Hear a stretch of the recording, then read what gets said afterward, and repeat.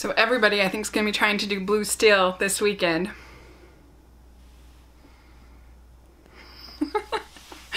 I just got to see Zoolander 2, and I actually just saw Zoolander 1 last week because I knew this was coming, so I figured I finally better sit down and watch the first one. And the first one I thought was okay. I thought that it's kind of a one-joke movie. Basically, the joke of Zoolander 1 is it's subverting gender norms, and so you have men doing things that typically women do, and so that makes it funny that you have these male supermodels doing stuff that female supermodels would be doing, and obviously they look like Ben Stiller and Owen Wilson, so that also makes it funny. I thought that Zoolander 2 was a little bit funnier.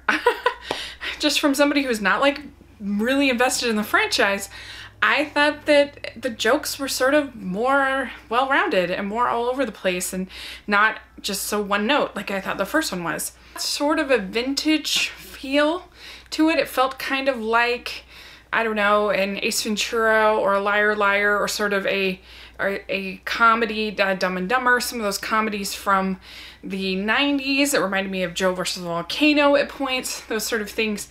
And I don't get to go to very many comedies because most of them are just too raunchy, but this at least was within my range that I could see, at least, so that was nice. And I did laugh a fair amount. You know, it's kind of like with Pitch Perfect 2. It's not like a great movie, but I laughed. It did its job. It made me laugh. And this, I laughed a fair amount. And I thought that some of the cameos were the funniest parts. They really nailed that. There were so many of them. Holy cow, they go for broke. And my favorite probably was a cameo by Kiefer Sutherland. That was hilarious. Just from everything that he usually is, and it just played up on his image. It was really funny. And I liked the dynamic between the Ben Stiller and Owen Wilson for good together. I thought that Penelope Cruz was pretty fun in it, kind of playing off of her sex appeal and everything. And I thought there were some jokes that I didn't like at the beginning. There's sort of this weird 9/11 joke, and I didn't like that. I thought that was inappropriate. But and a lot of the jokes fall flat. They do. But I thought a lot of the jokes fell flat in the first one. So, I don't know, I laughed enough to walk away being like, I had a good time with that movie. It's not a great movie, and I'm sure it won't have a very good Rotten Tomatoes score.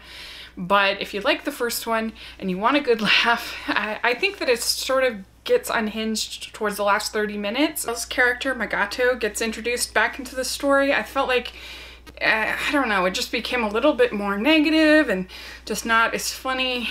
Kristen Wiig is totally unrecognizable. If you hadn't told me, I would have had no idea that that was her. Holy cow.